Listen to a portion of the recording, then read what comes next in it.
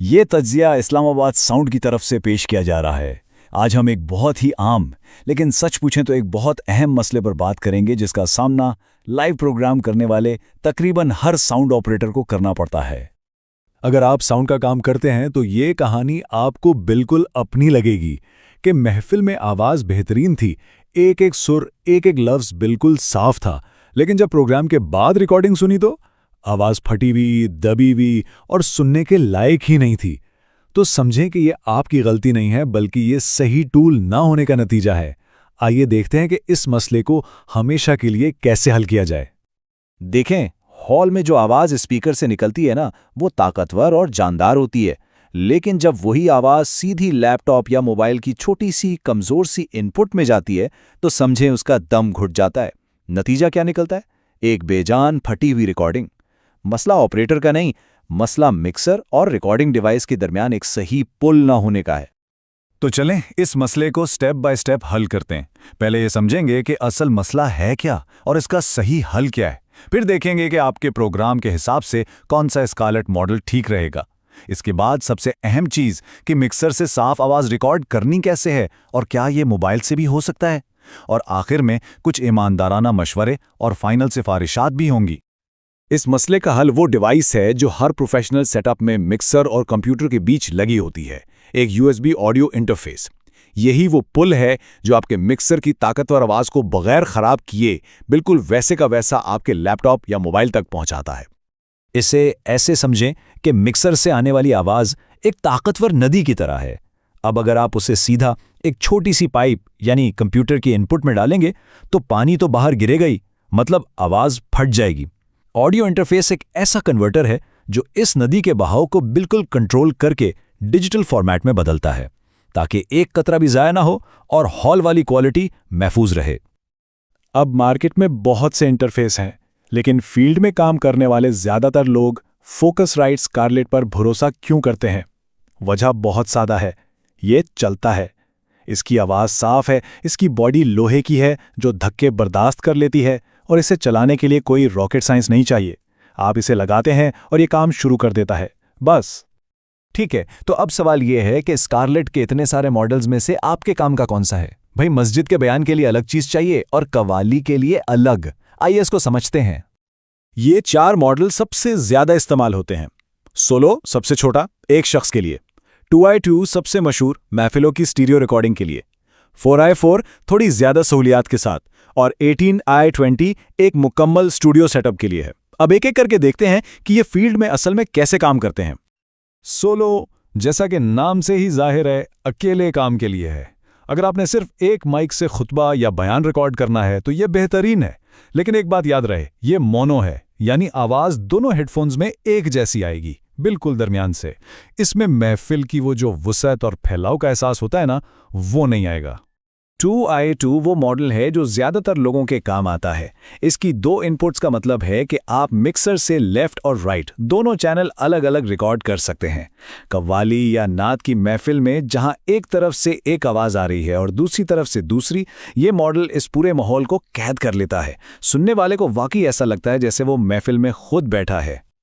अब अगर आपका मकसद सिर्फ प्रोग्राम रिकॉर्ड करना नहीं, बल्कि बाद में हर माइक, हर सांस को अलग अलग कंप्यूटर में मिक्स करना है, तो फिर आपको 18i20 जैसे बड़े इंटरफेस की ज़रूरत होगी। ये आपके लाइव सेटअप को एक मोबाइल स्टूडियो बना देता है, लेकिन ये आम रिकॉर्डिंग से एक कदम आगे की बात है।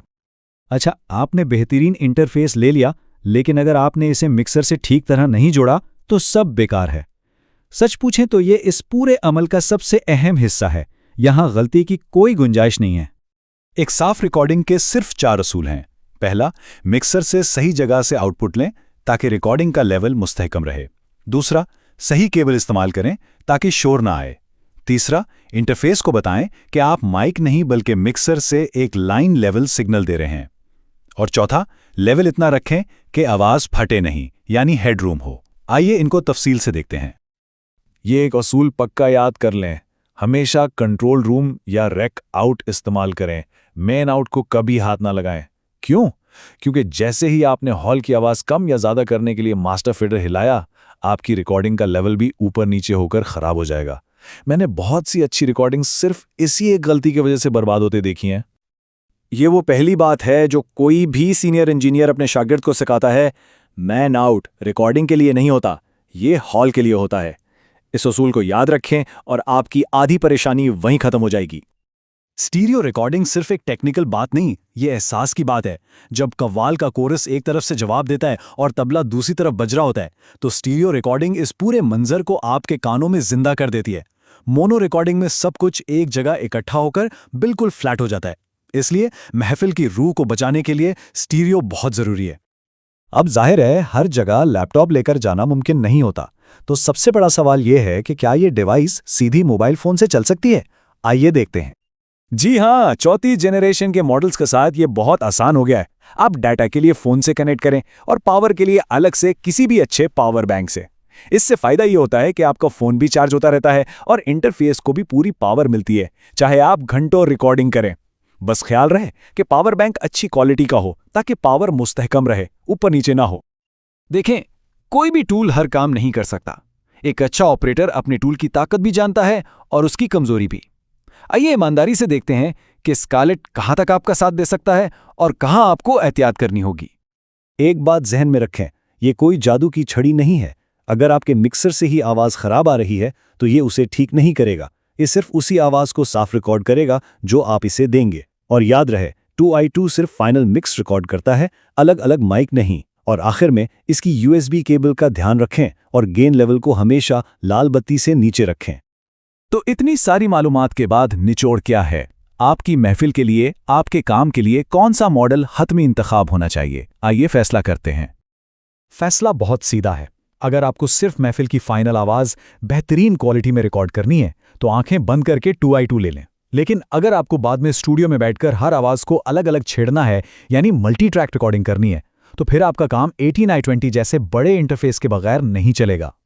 तो आखिर में ये 4 बातें याद रखें। पहला, आपका मकसद एक साफ बगैर फटी हुई आवाज़ है। दूसरा, महफिल की रूह बचानी है तो हमेशा स्टीरियो में रिकॉर्ड करें। तीसरा, मॉडल वो खरीदें जिसकी आपको ज़रूरत है, ना कि जो सबसे महंगा है। और चौथा, एक ऐसा सेटअप बनाएं जो लंबे प्रोग्राम के दौरान धोखा ना दे। इस्तेहकाम यानी स्टेबिलिटी सबसे अहम है। ये तो था मेरा तजुर्बा। अब मैं आपसे सुनना चाहूँगा, क्या आपने कभी लाइव महफिल रिकॉर्ड करने के लिए स्कारलेट इस्तेमाल किया है? और अगर किया है तो आपके सेटअप में कौन सा मॉडल सबसे बेहतरीन चला? अपने तजुर्बात नीचे शेयर करें ताकि सब एक दूसरे से सीख सकें।